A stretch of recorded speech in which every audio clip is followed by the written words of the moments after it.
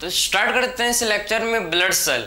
To type के blood cell को discuss करेंगे। एक हम लोग का ब्लड सेल है आरबीसी, सेकंड टाइप का जो ब्लड सेल है डब्ल्यूबीसी। दोनों टाइप के हम लोग ब्लड सेल को इस लेक्चर में डिस्कस करेंगे, ठीक है। तो कौन कौन से ब्लड सेल को डिस्कस करेंगे आप समझना। एक हम लोग का है आरबीसी, दूसरा हम लोग का है जिसे बोलते हैं डब्ल्यूबीसी, ठीक है। तो पहला जो ब्लड सेल है RBC, red blood corpuscle, RBC red blood corpuscle, and दूसरा हम लोग का है व्हाइट ब्लड कॉर्पसल, ठीक है। डब्ल्यूबीसी व्हाइट ब्लड कॉर्पसल, ठीक है। सबसे पहले डिस्कस करते हैं हम लोग आरबीसी के बारे में, ठीक है। रेड ब्लड कॉर्पसल, ठीक है, या फिर इसे क्या बोलते हैं भाई, रेड ब्लड कॉर्पसल, या फिर इसी को एरिथ्रोसाइट, ठीक है। इसी को क्या बोला जाता है, रेड ब्लड सेल, या फिर आप इसे क्या बोल सकते हो, एरिथ्रोसाइट, ठीक। इसी को हम लोग एरिथ्रोसाइट भी इसे बोलते हैं, इसी को एरिथ्रोसाइट भी हम लोग बोलते हैं। तो आखिर में आरबीसी रेड ब्लड कॉर्पसल, इसका नंबर कितना होता है भाई, कितना इसका नंबर होता है, ठीक है। तो इसका नंबर को डिस्कस करें तो आप देखो इसका नंबर कितना होता है समझना। आखिर में आरबीसी कितना होता है, 5 से आप समझो, ठीक है। कितना होता है, 5 से 5.5 मिलियन पर mm³ ऑफ ब्लड, ठीक है। तो 5 to 5.5 million, 5 to 5.5 million, 5 to 5.5 million, ठीक है। 5 to 5.5 मिलियन, ठीक है। 5 to 5.5 मिलियन, ठीक है, पर mm³ ऑफ ब्लड, ठीक है।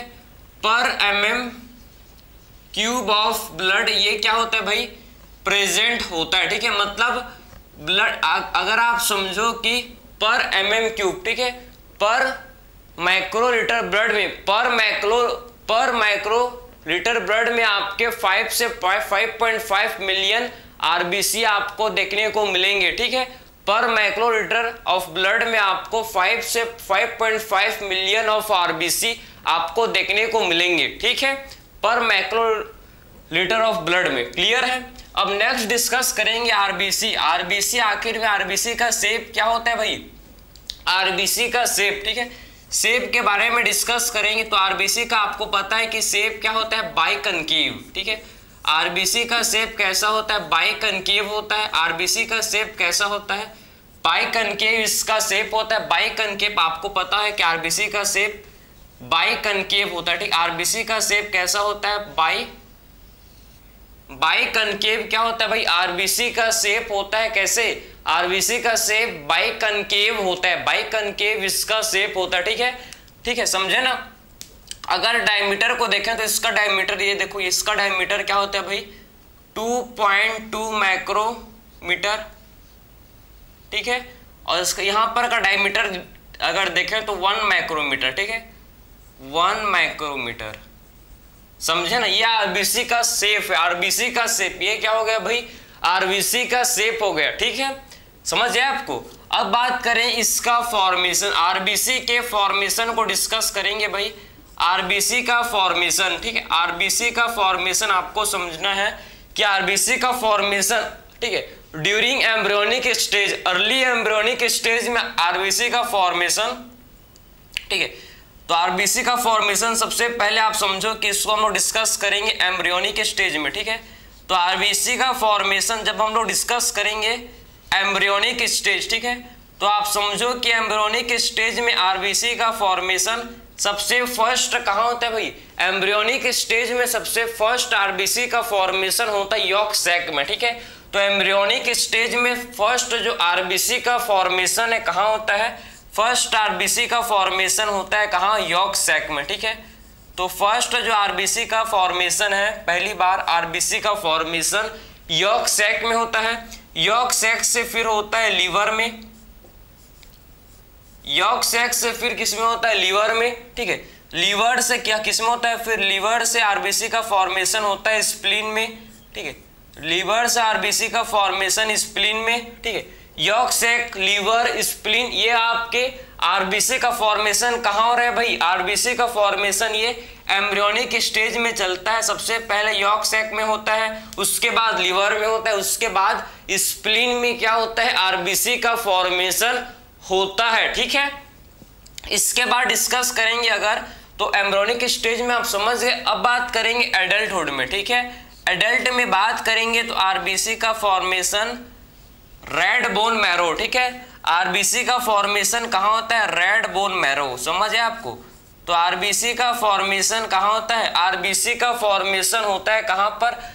रेड बोन मैरो में, ठीक है। तो रेड बोन मैरो में क्या होता है भाई? आरबीसी का फॉर्मेशन, ठीक है, समझ है आपको। तो आरबीसी का फॉर्मेशन आप समझो कि एम्ब्रियोनिक स्टेज में आरबीसी का formation yolk sac, liver and spleen में। एंड एडल्टहुड में आरबीसी का फॉर्मेशन कहाँ होता है? रेड बोन मैरो, ठीक है। आरबीसी का फॉर्मेशन आप समझो कि एडल्ट में कहाँ होता है भाई? एडल्ट में आरबीसी का फॉर्मेशन रेड बोन मैरो, ठीक है। रेड बोन मैरो में क्या होता है? आरबीसी का फॉर्मेशन होता है। क्लियर है? तो ये आपने अभी तक क्या समझा? अभी तक आपने ये समझा कि इसका नंबर कितना होता है आरबीसी का? 5 से 5.5 मिलियन पर mm³ ऑफ ब्लड, यह आपका होता है प्रेजेंट। इसका शेप बात करें बाइकनकेव इसका शेप होता है भाई। इसका फॉर्मेशन आरबीसी के फॉर्मेशन को क्या बोलते हैं? क्या बोलते हैं भाई? आरबीसी के फॉर्मेशन को इरिथ्रोपोइसिस, ठीक है। फॉर्मेशन ऑफ आरबीसी को क्या बोलते हैं? इरिथ्रोपोइसिस, ठीक है। तो इसको आप नोट करो। इसके फॉर्मेशन आरबीसी के फॉर्मेशन को क्या बोलते हैं? इसे बोला जाता है इरिथ्रोपोइसिस, ठीक। इसे हम लोग इरिथ्रोपोइसिस इसे बोलते हैं, समझ है आपको। तो आरबीसी के फॉर्मेशन को बोला जाता है क्या? जो आरबीसी का फॉर्मेशन इसे बोलते हैं हम लोग इरिथ्रोपोइसिस, ठीक। इसे इरिथ्रोपोइसिस इसे बोलते हैं, समझ है आपको। सारे पॉइंट आप डिस्कस करेंगे, इसको आप ध्यान से देखो। ये सारे पॉइंट किसके हैं भाई? सारे के सारे पॉइंट है किसके? आरबीसी के, ठीक है। सारे के सारे पॉइंट क्या है? ये आरबीसी के, ठीक। इसको आपने नोट कर लिया होगा। अब देखो, ठीक है। अब देखो कि आखिर में जो आरबीसी है, ठीक, आरबीसी में क्या होता है? इसमें जो न्यूक्लियस है, ये देखो इसमें जो, ठीक है, आरबीसी इसमें जो न्यूक्लियस क्या होता है? इसमें nucleus and cell organelles absent. Nucleus and cell organelles क्या होते हैं भाई? एब्सेंट होते हैं, समझे। तो आरबीसी में न्यूक्लियस एंड सेल ऑर्गेनेल जो कि एब्सेंट होता है, ठीक है। न्यूक्लियस एंड सेल ऑर्गेनेल जो कि आरबीसी में क्या होते हैं भाई? ये आरबीसी में होते हैं एब्सेंट। ये आपको पता था क्या कि आरबीसी में न्यूक्लियस एंड सेल ऑर्गेनेल जो कि एब्सेंट होते हैं। यहां तक कि आपको ये समझना है, देखो कि आरबीसी के अंदर, यहां तक कि आपको क्या समझना है कि आरबीसी के अंदर क्या होता है? आरबीसी के अंदर माइटोकॉन्ड्रिया भी एब्सेंट होता है। पता है आपको कि आरबीसी के अंदर जो कि माइटोकॉन्ड्रिया भी क्या होता है? माइटोकॉन्ड्रिया भी आरबीसी के अंदर एब्सेंट होता है, ठीक है। यहां तक कि माइटोकॉन्ड्रिया भी आरबीसी के अंदर नहीं होता, प्रेजेंट, एब्सेंट होता है, ठीक है। तो यहां तक कि इसके अंदर आप देखो, ठीक है, कि माइटोकॉन्ड्रिया भी क्या होता है? माइटोकॉन्ड्रिया भी एब्सेंट, ठीक है। माइटोकॉन्ड्रिया एब्सेंट होता है आरबीसी के अंदर, ठीक है। तो माइटोकॉन्ड्रिया भी क्या होता है? माइटोकॉन्ड्रिया भी ये आपका होता है आरबीसी में एब्सेंट। ये क्या होता है? आरबीसी में एब्सेंट, ठीक है। इसीलिए आरबीसी के अंदर क्या होते हैं भाई माइटोकॉन्ड्रिया क्या करते हैं? माइटोकॉन्ड्रिया एनर्जी प्रोवाइड करते हैं, ठीक है, एरोबिक रेस्पिरेशन में हेल्प करते हैं। लेकिन अगर माइटोकॉन्ड्रिया एब्सेंट है, अगर आरबीसी के अंदर माइटोकॉन्ड्रिया एब्सेंट है, तो आखिर में आरबीसी के अंदर क्या होता है? एनएरोबिक रेस्पिरेशन, ठीक है। तो आरबीसी के इनसाइड क्या होता है? आप समझो कि आरबीसी के इनसाइड आपको देखने को मिलेगा, इसके इनसाइड एब्सेंट है माइटोकॉन्ड्रिया, इसके चलते क्या होता है? देखो इसके इनसाइड एनएरोबिक रेस्पिरेशन, ठीक है, एनएरोबिक रेस्पिरेशन, समझ है। तो आरबीसी के इनसाइड क्या चलता है भाई? एनएरोबिक रेस्पिरेशन, ठीक है। तो आरबीसी के इनसाइड आपको समझना है कि इसके इनसाइड क्या होता है? एनएरोबिक रेस्पिरेशन, ठीक है। तो आप समझे कि आरबीसी जिसे इरिथ्रोसाइट भी बोलते हैं, जिसमें आपको न्यूक्लियस एंड सेल ऑर्गेनेल जो कि होता है एब्सेंट, ठीक है। और माइटोकॉन्ड्रिया भी क्या है भाई? आरबीसी एब्सेंट, इसीलिए आरबीसी के अंदर एनएरोबिक रेस्पिरेशन होता है। आखिर में ये न्यूक्लियस, सेल ऑर्गेनेल, ये माइटोकॉन्ड्रिया सारे चीज एब्सेंट क्यों है? इसका रीजन क्या है भाई? इसका रीजन ये है to provide maximum space for haemoglobin, to provide maximum space, ठीक है, क्या प्रोवाइड करना भाई, maximum space, to provide maximum space for haemoglobin, ठीक है, टू प्रोवाइड मैक्सिमम, टू क्या प्रोवाइड करने के लिए, सारा चीज जितना भी आपका काम ताम है आप समझो था, सारा चीज किसके लिए हो रहा है भाई, to provide maximum space for haemoglobin, maximum space provide करना किसके लिए भाई, हेमोग्लोबिन के लिए। जितना खाली जगह आपको आरबीसी में देखने को मिलेगा, जितना आपको एम्प्टी स्पेस, जितना आपको एम्प्टी स्पेस आरबीसी के अंदर आपको देखने को मिलेगा, उतना ज्यादा उसके अंदर क्या आ सकते हैं भाई, हेमोग्लोबिन, ठीक है। एक आरबीसी के अंदर पता है आपको, 1 RBC contain 280 million of haemoglobin, समझे। एक आरबीसी के अंदर एक हेमोग्लोबिन नहीं होता भैया, ठीक, एक आरबीसी के अंदर एक हेमोग्लोबिन नहीं होता, एक आरबीसी के अंदर 1 RBC 280 million haemoglobin molecules are present, समझे। तो एक आरबीसी के अंदर 280 मिलियन हेमोग्लोबिन क्या होते हैं भाई, प्रेजेंट होते हैं। क्यों भाई, क्योंकि आरबीसी के अंदर कुछ नहीं है भाई, आरबीसी के अंदर न्यूक्लियस एब्सेंट है, सेल ऑर्गेनेल्स तक एब्सेंट है, माइटोकॉन्ड्रिया भी नहीं है, इसीलिए तो आरबीसी के अंदर क्या होता है, एनएरोबिक रेस्पिरेशन, ठीक है, जिससे मैक्सिमम स्पेस प्रोवाइड कर सके, जिससे मैक्सिमम स्पेस प्रोवाइड कर सके किसके लिए भाई, हेमोग्लोबिन के लिए, ठीक है। हेमोग्लोबिन के बारे में थोड़ा सा डिस्कस करेंगे, हेमोग्लोबिन डिस्कस करेंगे। हेमोग्लोबिन जो ठीक है, दो चीजों के मिलने से बना है भाई, एक इसमें होता है हिम, एक इसका पार्ट है हिम और दूसरा इसका पार्ट है ग्लोबिन।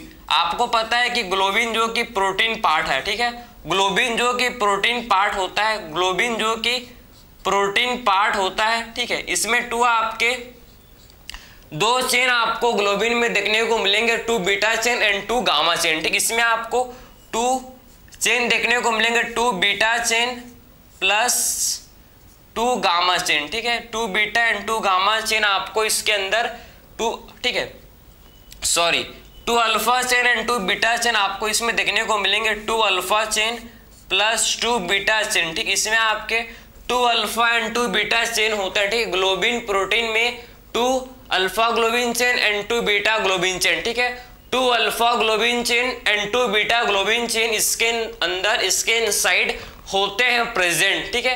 हीम, अगर बात करें हीम के बारे में, हीम इसमें आपके क्या होते हैं भैया, इसमें आपके देखो एक आपका इसमें प्रेजेंट होता है, समझना आपको कि पोरफायरिंग रिंग, ठीक है, पोरफायरिंग रिंग, पोरफायरिंग रिंग आपके क्या होते हैं, पोरफायरिंग रिंग जो कि आपके प्रेजेंट होते हैं, ठीक है, पोरफायरिंग रिंग जो कि किसमें होता है प्रेजेंट, पोरफायरिंग रिंग जो कि हिम पार्ट में होता है प्रेजेंट, एंड 4 आयरन, ठीक है, 4 आयरन, 4 ठीक है, 4 Fe3 प्लस जो कि क्या होते हैं, हिम पार्ट में होते हैं प्रेजेंट, ठीक है, 4 Fe प्लस जो, ठीक है, जो कि हिम पार्ट में होते हैं प्रेजेंट, ठीक है, 4 Fe, ठीक है, 4 Fe3 प्लस जो कि आपके क्या होते हैं, ये आपके हिम पार्ट में। तो ये आपको मैं जनरल आइडिया दिया अबाउट हेमोग्लोबिन कि हेमोग्लोबिन के 2 पार्ट है भाई, एक इसका पार्ट है जिसे बोलते हैं हिम पार्ट, एक इसका पार्ट है जिसे बोलते हैं हिम पार्ट,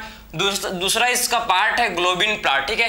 हिम पार्ट में आपके इसमें पोरफायरिंग रिंग होते हैं एंड 4 आयरन के मॉलिक्यूल्स आइटम्स आपको देखने को मिलेंगे, 4 आयरन के आइटम्स होते हैं प्रेजेंट, ठीक है, एंड ग्लोबिन पार्ट में इसके 2 alpha globin chain and 2 beta globin chain, ठीक है।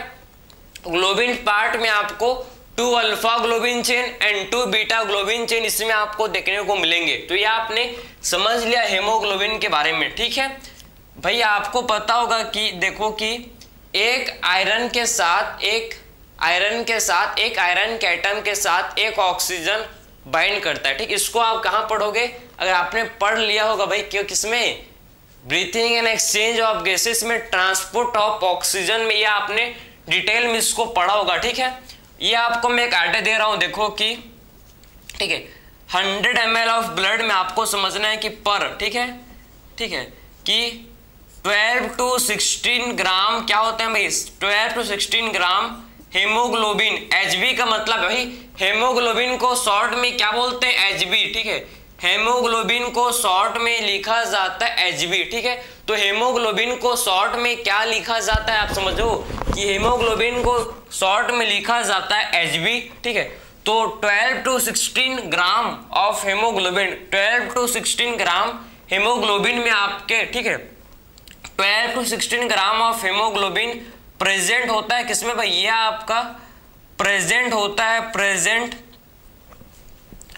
ये प्रेजेंट होता है किसमें, पर 100 ml ऑफ ब्लड में, ठीक है, प्रेजेंट इन पर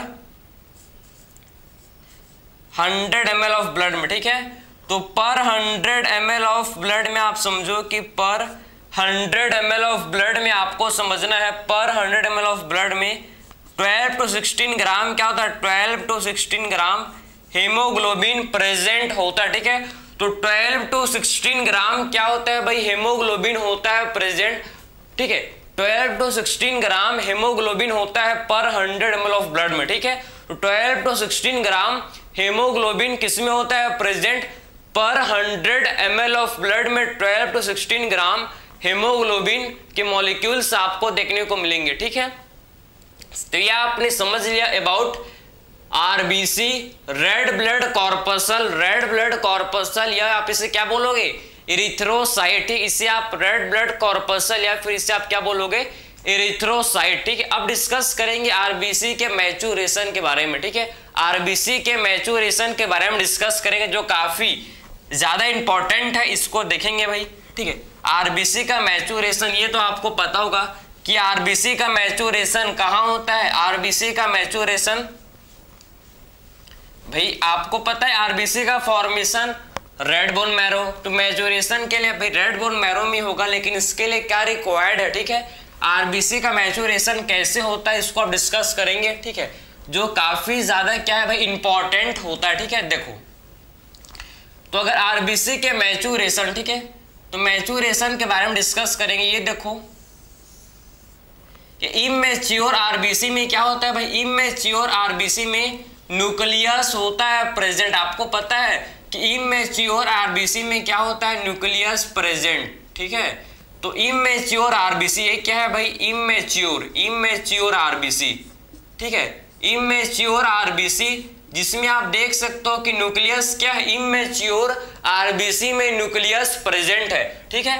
तो इसका क्या होता है भाई, इसका होता है मैच्योरेशन, इसका क्या होता है समझो कि इमैच्योर आरबीसी का क्या होता है, इसका होता है मैच्योरेशन, ठीक है। तो इमैच्योर आरबीसी का क्या होता है, इमैच्योर आरबीसी का होता है मैच्योरेशन। मैच्योरेशन के लिए क्या रिक्वायर्ड है, तो मैच्योरेशन के लिए रिक्वायर्ड है किसका, इसके लिए रिक्वायर्ड होता है folic acid and vitamin B12 का, ठीक है। तो आरबीसी के इमैच्योर आरबीसी को मैच्योर आरबीसी में, ठीक है, इमैच्योर आरबीसी को मैच्योर आरबीसी में कन्वर्ट होने के लिए आप देखो ये मैच्योर आरबीसी है भाई, ये क्या बन गया, ये है, ये मैच्योर आरबीसी है। तो इमैच्योर आरबीसी को मैच्योर आरबीसी में कन्वर्ट करने के लिए आप समझो कि इसके मैच्योरेशन के लिए किसका रिक्वायर्ड, इसके मैच्योरेशन के लिए किसका रिक्वायर्ड है, ये आपको चाहिए फॉलिक एसिड, ठीक है, folic acid plus vitamin B12, folic acid plus vitamin B12, ठीक है। ये दो चीज आप लेके आओ और फिर मैच्योरेशन करा जाओ, ठीक है। ये दो चीज आपको रिक्वायर्ड है for maturation of RBC. RBC के मैच्योरेशन के लिए क्या चाहिए, folic acid and vitamin B12, ठीक है। Folic acid and vitamin B12 जो क्या करते हैं, इमैच्योर आरबीसी को मैच्योर कर देते हैं, ठीक है। क्योंकि आप देख सकते हो कि इमैच्योर आरबीसी में क्या प्रेजेंट है भाई, इमैच्योर आरबीसी में न्यूक्लियस प्रेजेंट है, और वहीं अगर आप देख सकते हो कि मैच्योर आरबीसी में न्यूक्लियस इज एब्सेंट, इसमें क्या होता है, मैच्योर आरबीसी में न्यूक्लियस एब्सेंट होता है। क्लियर आपको दिख रहा होगा, क्लियर आपको यहाँ पर सारी बात समझ आ रहे होंगे, ठीक है। तो ये आपने समझ लिया। अब डिस्कस करेंगे लाइफ स्पान, भाई आखिरी में इसका लाइफ स्पान, ठीक है, लाइफ स्पान, लाइफ स्पेन या लाइफ स्पान, ठीक है, कुछ भी बोलो भैया, इसको जिंदा कितने दिन तक रहना है। तो लाइफ स्पेन इसका डिस्कस करेंगे, लाइफ स्पेन। तो लाइफ स्पेन आरबीसी का कितना होता है पता है आपको, 120 डेज, ठीक है, 120 डेज, ठीक है, तो इसका लाइफ स्पेन कितना होता है, आरबीसी का लाइफ स्पेन 120 डेज होता है। 120 दिन बाद आरबीसी कहां चले जाता है भाई, आरबीसी आफ्टर 120 डेज, ठीक है।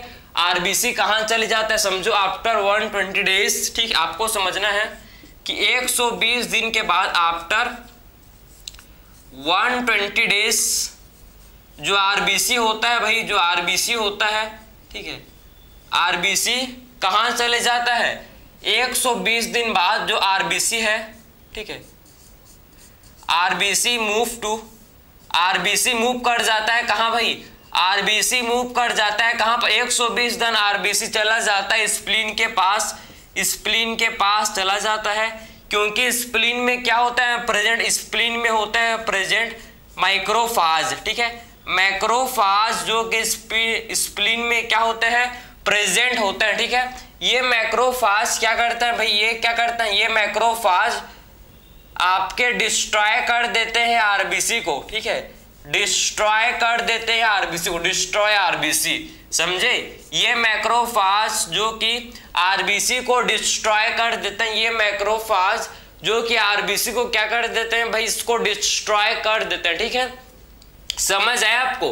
तो इसका लाइफ स्पेन आरबीसी का 120 दिन बाद आपका आरबीसी बड़ा बड़ा सा हो जाता है, ठीक है, बड़ा बड़ा सा फूला फूला सा हो जाता है, और जो, ठीक है, लार्ज आरबीसी है उसको स्प्लीन के मैक्रोफाज पहचान लेता है, भैया तेरा से बिगड़ गया, तू अब जिंदा रहने के लायक नहीं है, तेरे को खाऊंगा मैं, खत्म कर देता है फिर मैक्रोफाज, ठीक है। तो ये इसका कहानी है, आरबीसी का बहुत दुख भरी कहानी है, लेकिन क्या करें भाई, पढ़ना तो पड़ेगा ही, ठीक है। ओनली 120 डेज के बाद स्प्लीन में जो मैक्रोफाज होता है ये आरबीसी को डिस्ट्रॉय कर देते हैं, खत्म कर देते हैं, किल कर देते हैं, उसका काम को तमाम कर देते हैं, समझ आया आपको। तो ये आपने आरबीसी के बारे में जितना भी था इंपॉर्टेंट पॉइंट, सारे इंपॉर्टेंट पॉइंट के बारे में डिस्कस किया, जो कि आपके एग्जाम पॉइंट ऑफ व्यू से इंपॉर्टेंट है, चाहे बोर्ड के हो, चाहे नीट के हो, चाहे किसी के एग्जाम के हो, ठीक है। इंपॉर्टेंट था, जो कि बेसिक पॉइंट है भाई, इसका अभी टॉप लेवल में नहीं, बहुत बेसिक हम लोग डिस्कस किया आरबीसी के बारे में, ठीक है, बहुत ज़्यादा इंपॉर्टेंट है, इसको आप ध्यान से अच्छे से इसको स्टडी करना, ठीक है। इसके बाद नेक्स्ट डिस्कस करेंगे हम लोग, अब हम लोग ने फर्स्ट ब्लड सेल के बारे में डिस्कस कर लिया आरबीसी। अब नेक्स्ट जो ब्लड सेल के बारे में डिस्कस करेंगे जिसे बोलते हैं डब्ल्यूबीसी, ठीक है। तो नेक्स्ट हम लोग का जो ब्लड सेल है जिसे बोला जाता है क्या, नेक्स्ट ब्लड सेल को बोला जाता है डब्ल्यूबीसी, ठीक है, इसके बारे में डिस्कस करेंगे, ठीक है। सो नेक्स्ट जो हम लोग का ब्लड सेल है जिसे बोलते हैं डब्ल्यूबीसी, ठीक है। डब्ल्यूबीसी को ही क्या बोला जाता है भैया, डब्ल्यूबीसी को ही बोला जाता है ल्यूकोसाइट, ठीक है, डब्ल्यूबीसी को ही ल्यूकोसाइट इसे बोलते हैं, ठीक है। तो डब्ल्यूबीसी को ही ल्यूकोसाइट बोला जाता है। वाइट ब्लड कॉर्पसल, ठीक है, वाइट ब्लड कॉर्पसल जिनका नंबर बहुत कम होता है, ठीक है, बहुत कम होता है जिनका नंबर, ठीक है। तो आपको नेक्स्ट हम लोग को समझना है, नेक्स्ट जो ब्लड सेल है किसके बारे में, डब्ल्यूबीसी। डब्ल्यूबीसी को ही क्या बोलता है, ल्यूकोसाइट, इसी को ही बोला जाता है ल्यूकोसाइट, ठीक है। आप इसको ऐसे समझो कि ये बॉडीगार्ड की तरह है, ये घर में जो आपके बॉडीगार्ड है उसकी तरह होते हैं भाई, डिफेंस में इसका रोल होता है, ठीक है, डिफेंस मैकेनिज्म, भाई लड़ता है कोई भी बाहर का आदमी, अनजान आदमी, ठीक है, कोई भी चोर या भी अनजान आदमी घर के अंदर घुसने की कोशिश करे तो बॉडीगार्ड क्या करता है, उसको धक्का मार के बाहर निकाल देते हैं, ठीक है, मतलब डिफेंस, सुरक्षा करने का काम करता है भाई बॉडीगार्ड। वैसे ही सेम डब्ल्यूबीसी हम लोग के बॉडी में बॉडीगार्ड की तरह काम करता है, ठीक है, हम लोग के बॉडी में डब्ल्यूबीसी का रोल बॉडीगार्ड की तरह होता है। जो भी फॉरेन एंटीजन, जो भी फॉरेन पार्टिकल्स बॉडी के अंदर आते हैं, कोई भी बाहर का चीज बॉडी के अंदर आता है, तो हम लोग का जो बॉडी का डब्ल्यूबीसी है, जो बॉडी का जो डब्ल्यूबीसी है, ये क्या समझता है कि बॉडी के अंदर दुश्मन घुस गया, अब इसको खत्म करना पड़ेगा, ठीक है, चाहे आपके बॉडी के लिए बेनिफिशियल है या नॉन बेनिफिशियल, ये मतलब नहीं है, ठीक है।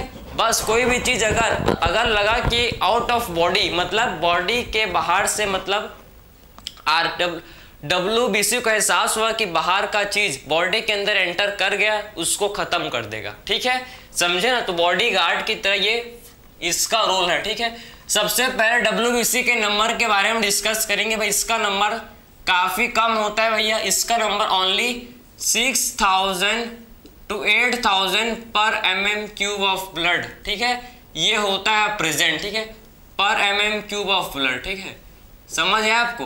तो 6000 से 8000 पर mm³ ऑफ ब्लड। ठीक है, 6000 से 8000 पर mm³ ऑफ ब्लड, ये आपका क्या होता है, प्रेजेंट होता है। ठीक है, सो 6000 to 8000 पर mm³ ऑफ ब्लड, ये क्या होता है, मतलब कि पर माइक्रो लीटर ब्लड में, पर माइक्रो लीटर ब्लड में आपके 6 to 8000 WBC आपको देखने को मिलेंगे। ठीक है, तो पर माइक्रो लीटर ऑफ ब्लड में आपको 6 to 8000 WBC आपको क्या होंगे भाई, आपको देखने को मिलेंगे। ठीक है, तो पर माइक्रो लीटर ऑफ ब्लड में 6 to 8000 WBC आपको देखने को मिलेंगे। ठीक है, ये आपने समझ आया होगा आपको। ठीक है, आपको समझ आया होगा, क्लियर। अब नेक्स्ट इसके बारे में डिस्कस करेंगे कि WBC। ठीक, WBC में ठीक है हैव न्यूक्लियस। भाई इसमें क्या होता है, इसमें आपके न्यूक्लियस प्रेजेंट होता है। ठीक है, WBC के अंदर क्या होता है, न्यूक्लियस प्रेजेंट होता है। WBC के अंदर क्या होता है, न्यूक्लियस प्रेजेंट होता है। Nucleus present, have nucleus and cell organelle. ठीक है, इसके इनसाइड आप देखो कि न्यूक्लियस एंड सेल ऑर्गेनेल, जो कि क्या होते हैं भाई, न्यूक्लियस एंड सेल ऑर्गेनेल, जो कि इसके अंदर प्रेजेंट होते हैं। ठीक है, तो WBC के अंदर आप देख सकते हो कि न्यूक्लियस एंड सेल ऑर्गेनेल। ठीक है, न्यूक्लियस एंड सेल ऑर्गेनेल, जो कि WBC के अंदर क्या होता है, न्यूक्लियस एंड सेल ऑर्गेनेल इसके इनसाइड प्रेजेंट होता है। ठीक है, so nucleus and cell organelle होता है प्रेजेंट। ठीक है, ठीक, बट इसमें आप देखो कि हीमोग्लोबिन एब्सेंट, WBC के अंदर हीमोग्लोबिन एब्सेंट। ठीक है, हीमोग्लोबिन क्या होता है भाई, एब्सेंट होता है, इसीलिए WBC जो कि कलरलेस होता है। ठीक, इसीलिए समझे ना, हेमोग्लोबिन एब्सेंट होता है, इसीलिए क्या होता है, WBC होते हैं कलरलेस। इसीलिए क्या होता है, WBC जो कि कैसे होता है, कलरलेस। ठीक है, समझ है आपको, क्योंकि आप देखो ना कि हेमोग्लोबिन जो कि क्या होता है भाई, WBC में आप समझो कि WBC में जो हेमोग्लोबिन है ये क्या होता है, एब्सेंट होता है। WBC में जो हेमोग्लोबिन ये एब्सेंट होता है, इसीलिए इसका कलर नहीं होता, ये कलरलेस होता है। ठीक है, ये कैसे होता है, ये आप देख सकते हो कि ये कलरलेस होता है। ठीक है, समझे ना। तो हेमोग्लोबिन क्या होता है, WBC में एब्सेंट, इसीलिए कलरलेस होता है। समझ जाए आपको। इसका मेन रोल आप देखो, इसका मेन फंक्शन जो है भाई, इसका मेन फंक्शन अगर मैं आपको बताऊं, डिफेंस। ठीक है, प्रोटेक्शन। ठीक है, मेन फंक्शन इसका किसमें है भाई, डिफेंस प्रोटेक्शन में। ठीक है, समझ, इसका मेन फंक्शन आप देखो, तो मेन फंक्शन आप समझने हैं, आपको मेन फंक्शन किसमें होता है, इसका मेन फंक्शन, मेन रोल, आप इसे मेन रोल बोल सकते हो। ठीक है, मेन रोल इसका किसमें होता है, मेन रोल आप समझो इसका डिफेंस में, डिफेंस। ठीक है, समझे, तो इसका मेन रोल किसमें है, डिफेंस में होता है। ठीक है, तो मेन रोल इसका डिफेंस में होता है। ठीक है, डिफेंस मैकेनिज्म में इसका क्या होता है भाई, मेन रोल होता है। ठीक है, तो WBC का मेन रोल किसमें, आप देखो कि WBC का जो मेन रोल है किसमें है भाई, WBC अपना मेन काम किसमें करता है, डिफेंस मैकेनिज्म। ठीक है, तो WBC का मेन रोल किसमें है भाई, डिफेंस मैकेनिज्म में। ठीक है, तो WBC का जो मेन रोल है किसमें, आप देखो WBC अपना मेन रोल प्ले करता है किसमें, डिफेंस मैकेनिज्म में। ठीक है, सो WBC अपना मेन रोल प्ले किसमें करता है भैया, ये अपना मेन रोल प्ले करता है किसमें, डिफेंस मैकेनिज्म में। क्या करता है, WBC अपना मेन रोल प्ले करता है किसमें, डिफेंस मैकेनिज्म में। समझ है आपको। अब इसके बाद नेक्स्ट क्या डिस्कस करेंगे भाई हम लोग कि WBC के टाइप्स को देखेंगे, कितने टाइप्स के होते हैं WBC। ठीक है, तो ये आपने समझ लिया। अब इसका एक और मेन फंक्शन है डायापेडेसिस। ठीक है, डायापेडेसिस ये आपको पता होना चाहिए, बहुत ज्यादा इंपॉर्टेंट है कि WBC क्या करता है, डायापेडेसिस। ठीक है, डायापेडेसिस जो कि WBC शो करते हैं। डायापेडेसिस क्या होता है भाई, ये समझो कि ये क्या होता है, क्वीजिंग। ठीक है, ये जहां पर भी इन्फेक्शन होता है, जहां पर भी इन्फेक्शन हुआ है तो ब्लड वेसल से बाहर निकलकर इन्फेक्शन, जहां पर भी इन्फेक्शन हुआ है वहां पर जाते हैं और उसको क्या करता है, जो भी इन्फेक्शन किया है वायरस बैक्टीरिया उसको खत्म करता है। ठीक है, तो डायपेडेसिस क्या होता है, क्वीजिंग। आप देखो इसको आप लिख सकते हो कि हम लोग लिख सकते हैं कि क्वीजिंग मूवमेंट ऑफ, ठीक है, squeezing of WBC out of blood capillary. ठीक है, क्वीजिंग ऑफ WBC, ठीक है, squeezing of WBC out of blood capillary. ठीक है, समझे, तो squeezing of WBC out of, ठीक है, डायपेडेसिस का मतलब क्या होता है भाई, डायपेडेसिस का मतलब है क्वीजिंग। क्वीजिंग किसका क्वीज होना, WBC का क्वीज होना आउट ऑफ ब्लड कैपिलरी। ठीक है, तो आउट ऑफ ब्लड कैपिलरी आप समझो, ठीक है, तो squeezing of WBC out of blood capillary. ठीक है, समझ है आपको, तो squeezing of WBC out of blood capillary. ठीक है, तो ब्लड कैपिलरी से WBC का क्वीज होना इनटू इन्फेक्शियट, मतलब इनटू इन्फेक्टेड साइट। कहां पर भाई, जहां पर इन्फेक्शन हुआ है उस जगह पर क्या होना, WBC का क्वीज होना। ठीक है, तो squeezing of WBC, squeezing of WBC out of blood capillary into tissue site, into tissue, ठीक, इनटू टिश्यू, समझे, क्लियर है। इनटू इन्फेक्टियस साइट बोल सकते हो या फिर टिश्यू साइट में जहां पर भी इन्फेक्शन हुआ है वहां पर क्या करते हैं, WBC क्वीज करते हैं और ब्लड कैपिलरी के अंदर ये पहुंच जाता है, ये ब्लड कैपिलरी के अंदर ये इंटर कर जाता है। ठीक है, तो ये आप समझ, इसी प्रोसेस को बोलते हैं डायपेडेसिस। ये देखो ये ब्लड कैपिलरी है, ये ब्लड कैपिलरी है। ठीक है, यहां पर आप समझो इन्फेक्शन हुआ है। ठीक है, यहां पर इन्फेक्शन, ये टिश्यू है,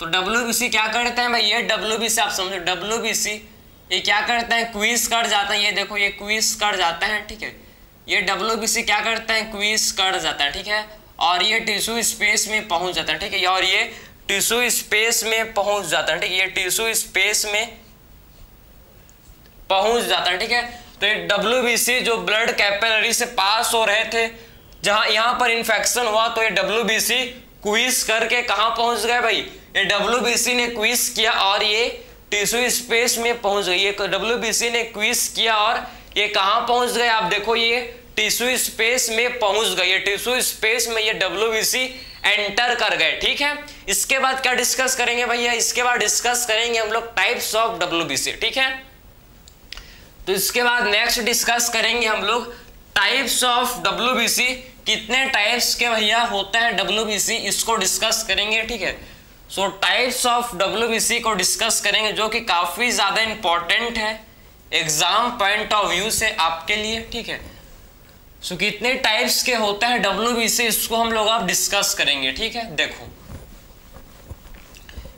तो WBC या ल्यूकोसाइट कितने टाइप्स के, 2 टाइप्स के होता है, एक होता है ग्रेन्युलोसाइट, दूसरा होता है ए ग्रेन्युलोसाइट। ठीक, एक होता है जिसे बोलते हैं हम लोग ग्रेन्युलोसाइट। ठीक है, ग्रेन्युलोसाइट, और दूसरा होता है जिसे बोलते हैं ए ग्रेन्युलोसाइट। एक होता है जिसे बोलते हैं ग्रेन्युलोसाइट, दूसरा हम लोग का होता है जिसे बोलते हैं ए ग्रेन्युलोसाइट। ठीक है, 2 टाइप के RBC, A granulocyte and A granulocyte. ठीक, ए ग्रेन्युल, ठीक समझे ना, granulocyte and A granulocyte 2 type के क्या होते हैं भाई, 2 टाइप के होते हैं WBC। एक होता है जिसे बोलते हैं ग्रेन्युलोसाइट और दूसरा होता है जिसे क्या बोलते हैं ए ग्रेन्युलोसाइट, इसे बोला जाता है। ठीक है, तो ग्रेन्युलोसाइट सबसे पहले समझो कौन कौन से आप क्या आते हैं भाई, ग्रेन्युलोसाइट में होते हैं हम लोग क्या, इसमें आपके, तो ग्रेन्युलोसाइट किसे बोलते हैं भाई, इसके समझ लो मतलब, ग्रेन्युलोसाइट मतलब जिनमें ग्रेन्यूल्स प्रेजेंट होता है। ठीक है, ऐसे WBC जिनमें ग्रेन्यूल्स प्रेजेंट होता है इसे हम लोग क्या बोलते हैं भाई, ऐसे WBC जिसमें ग्रेन्यूल्स प्रेजेंट होता है इसे बोलते हैं ग्रेन्युलोसाइट, और ऐसे WBC जिनमें ग्रेन्यूल्स एब्सेंट होता है जिसे क्या बोलते हैं भाई, ए ग्रेन्युलोसाइट। ठीक है, तो WBC जिनमें ग्रेन्यूल्स प्रेजेंट है, कौन कौन से WBC जिनमें ग्रेन्यूल्स प्रेजेंट है भाई, पहला आपका WBC है न्यूट्रोफिल, पहला जो WBC है जिसे बोलते हैं न्यूट्रोफिल, सेकंड जो WBC है इसे बोलते हैं क्या, न्यूट्रोफिल। पहला WBC, सेकंड WBC जिसे बोलते हैं यूसिनोफिल, यूसिनोफिल, यूसिनोफिल, ठीक है। एंड तीसरा जो WBC है जिसे बोला जाता है बेसोफिल।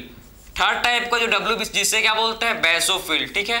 आप नाम से समझो कि आखिर में WBC जिनमें ग्रेन्यूल्स प्रेजेंट है, न्यूट्रोफिल, आखिर में इसका नाम न्यूट्रोफिल क्यों रखा गया, क्योंकि ये स्टेन होते हैं किससे भाई, न्यूट्रल डाई से, ठीक है। इसको आप न्यूट्रल डाई से देख सकते हो भाई, इसको स्टेन कर सकते हो किससे, न्यूट्रल डाई से, स्टेन्ड बाय या स्टेन बाय न्यूट्रल डाई, ठीक है। इसको आप स्टेन कर सकते हो किससे भाई, न्यूट्रल डाई, ठीक है। न्यूट्रल डाई से इसको आप स्टेन कर सकते हो, समझ है आपको। तो न्यूट्रल डाई से आप क्या कर सकते हो भाई, स्टेन कर सकते हो, ठीक है। न्यूट्रोफिल को न्यूट्रल डाई से आप क्या कर सकते हो, इसको स्टेन कर सकते हो। इसिनोफिल को आप क्या करते हो भाई, इसको स्टेन कर सकते हो भाई, स्टेन बाय एसिडिक डाई, ठीक है। इसको आप एसिडिक मतलब योसिन डाई या फिर आप इसको एसिडिक डाई से स्टेन कर सकते हो, एसिडिक डाई से स्टेन कर सकते हो, ठीक है। तो योसिनोफिल को आप स्टेन कर सकते हो किससे, एसिडिक डाई से, ठीक है।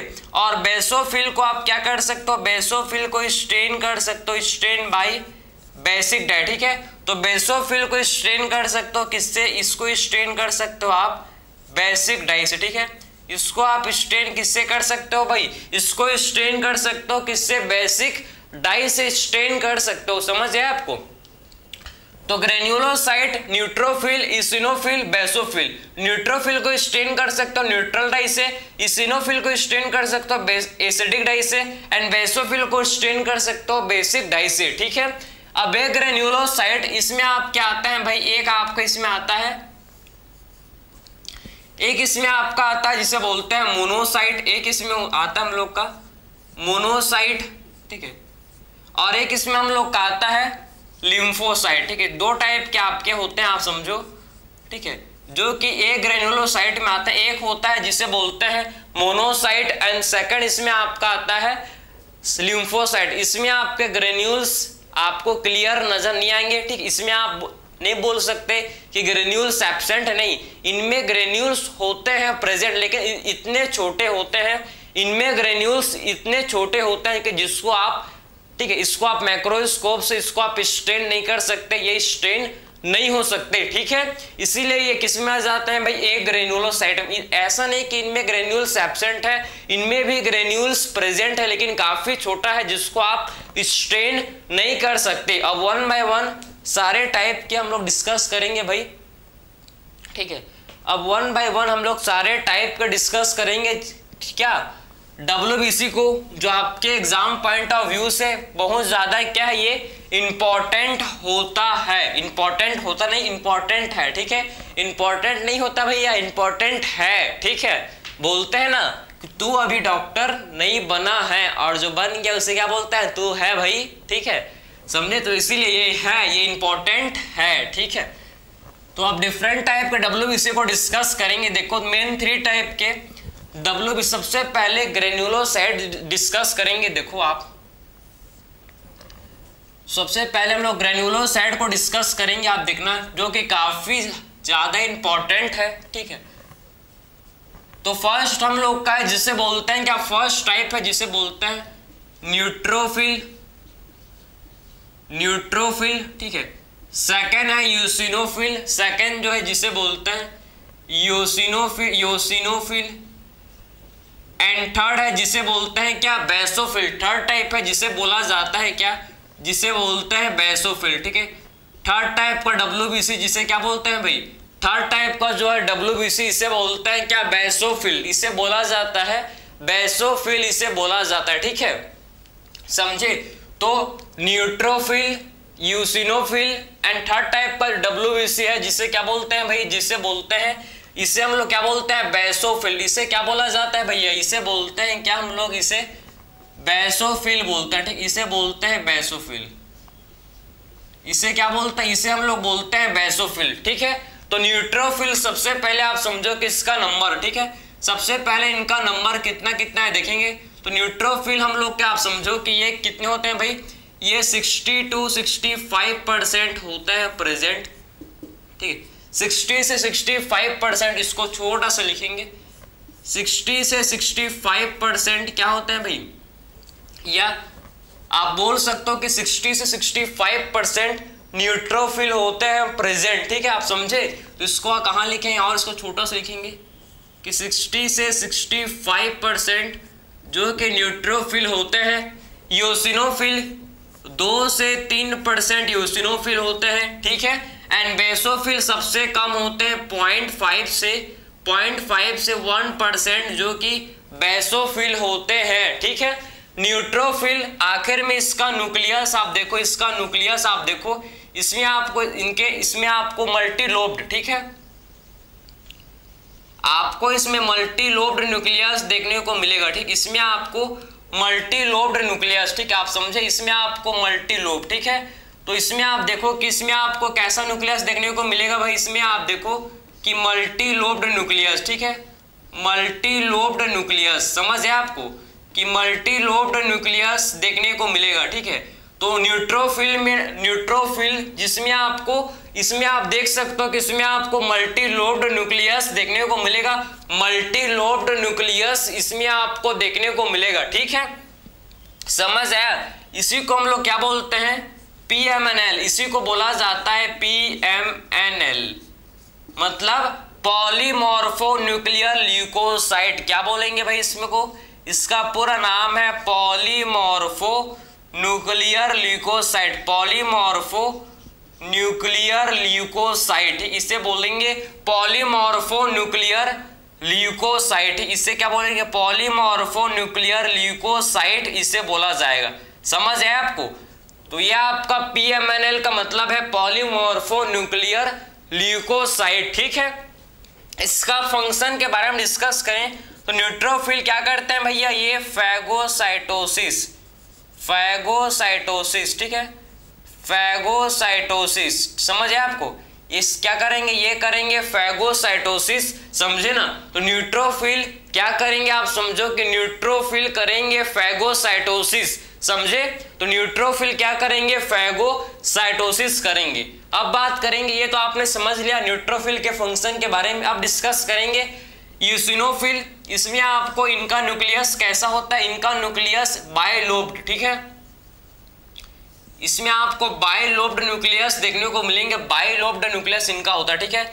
यूसिनोफिल इनका न्यूक्लियस कैसा होता है भाई, बाइलोब्ड। आखिर में यूसिनोफिल क्या करता है, ये रिसिस्ट इन्फेक्शन को रोकते हैं, रिसिस्ट इन्फेक्शन, ठीक है, इन्फेक्शन को रोकते हैं, समझे, रिसिस्ट इन्फेक्शन को रोकते हैं, समझ आया। और ये एंटी एलर्जिक होते हैं, ठीक है, एंटी एलर्जिक, आप समझो कि कैसे होते हैं भाई, ये एंटी एलर्जिक होते हैं। इनका नंबर, यूसिनोफिल का नंबर कब इंक्रीज होगा, जब पैरासिटिक एंड एलर्जिक इन्फेक्शन, ठीक है, जब पैरासिटिक एंड एलर्जी कॉज में इनका नंबर क्या होता है भाई, यूसिनोफिल का नंबर इंक्रीज होता है during allergic and parasitic infection, during allergic and parasitic infection के दौरान यूसिनोफिल का नंबर इंक्रीज हो जाता है। एंटी एलर्जिक है, ये एंजाइम रिलीज करते हैं एंटीहिस्टामिनेस जो कि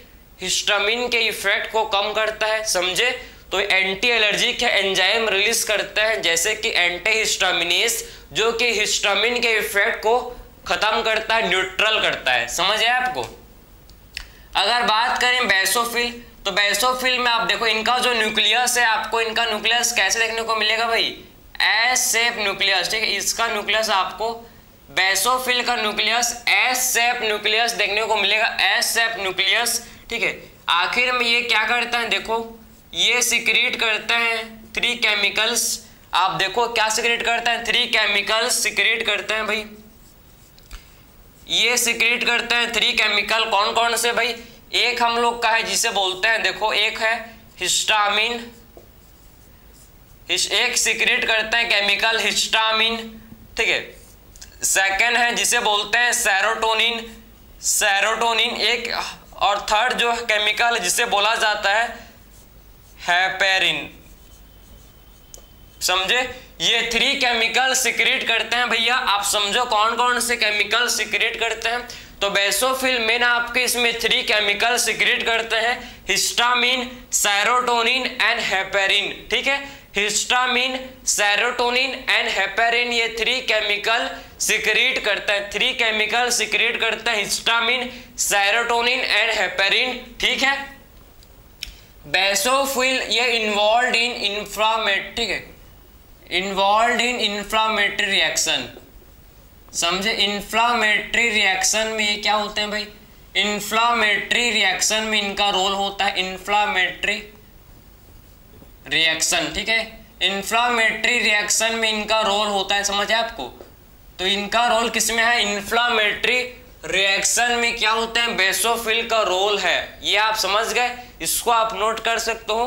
ठीक है, तो इसका रोल किसमें है? इसका रोल है इंफ्लामेटरी रिएक्शन में, समझ है आपको? ठीक है, तो ये आपने समझ लिया सारा चीज। अब डिस्कस करेंगे हम लोग, ये तो आपने न्यूट्रोफिल, इसिनोफिल, बेसोफिल के बारे में डिस्कस किया। अब डिस्कस करेंगे हम लोग, ठीक है, मोनोसाइट, अब एक ग्रेनुलोसाइट, ये तो आपने ग्रेनुलोसाइट के बारे में डिस्कस किया। अब हम लोग डिस्कस करेंगे किसके बारे में? ग्रेनुलोसाइट के बारे में डिस्कस करेंगे। ठीक है, आपने देख लिया। अब बात करेंगे एक ग्रेनुलोसाइट, मोनोसाइट एंड लिम्फोसाइट के बारे में डिस्कस करेंगे। ठीक है, मोनोसाइट एंड लिम्फोसाइट के बारे में डिस्कस करेंगे। देखो भैया,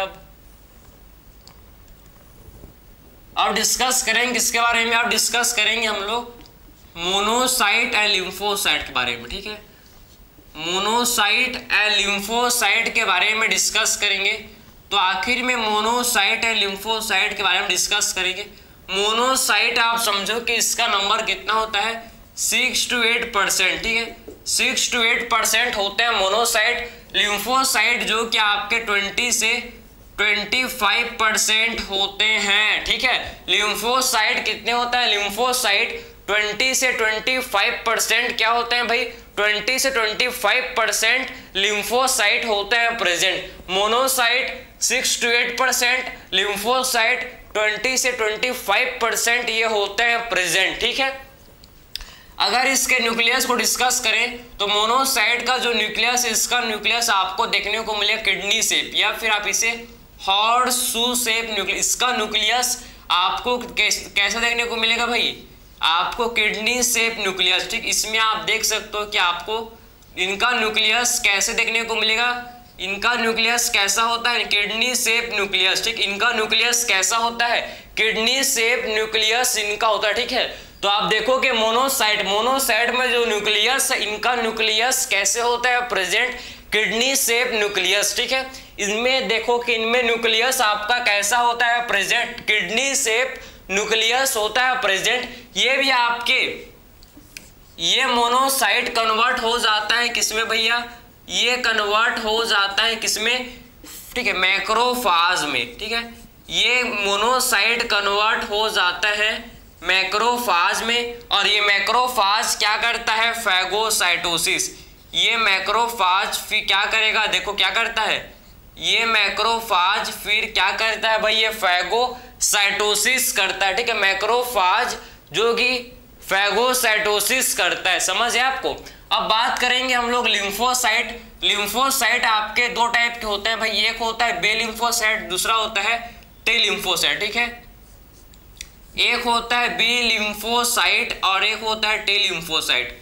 एक होता है बी लिम्फोसाइट और दूसरा होता है टी लिम्फोसाइट। ठीक है, 2 टाइप के होता है लिम्फोसाइट,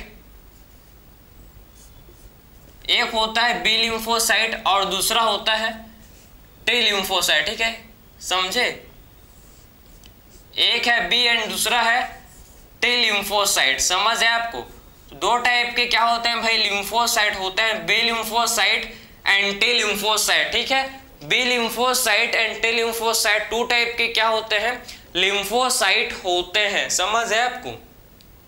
सो 2 टाइप के आपके क्या होता है? लिम्फोसाइट होते हैं भाई। ठीक है, बी लिम्फोसाइट या फिर इसे आप बोल सकते हो बी सेल, टी लिम्फोसाइट को आप क्या बोल सकते हो? T cell. ठीक है, बी लिम्फोसाइट आप देखो, ये आपके बी लिम्फोसाइट 2 टाइप के होते हैं भाई। एक होता है बी लिम्फोसाइट, ठीक है, प्लाज्मा सेल, ठीक ठीक है, प्लाज्मा सेल, इसमें आपके प्लाज्मा सेल आते हैं, ठीक है, और इसमें एक आपका आता है मेमोरी सेल, इसमें एक आता है मेमोरी सेल, ठीक है, मेमोरी सेल, समझे, मेमोरी सेल, क्लियर है। एक इसमें आप क्या आता है, देखो प्लाज्मा सेल, प्लाज्मा सेल क्या प्रोड्यूस करते हैं भाई, ये प्रोड्यूस करते हैं एंटीबॉडी, ठीक है, प्लाज्मा सेल क्या प्रोड्यूस करते हैं, सबको पता है कि प्लाज्मा सेल एंटीबॉडी प्रोड्यूस करते हैं, भाई सबको पता है कि प्लाज्मा सेल क्या करते हैं, प्लाज्मा सेल का मेन रोल किसमें होता है, antibody production,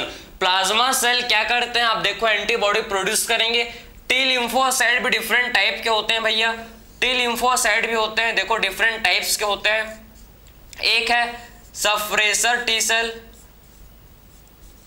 suppressor T cell, ठीक है, समझो आप सप्रेसर टी सेल, ठीक है, किलर टी सेल, आप समझो कि सेकंड जो है इसे बोलते हैं किलर टी सेल, ठीक है, किलर टी सेल, ठीक है, आप समझो कि मेमोरी टी सेल, समझ आ रहा है आपको, मेमोरी टी सेल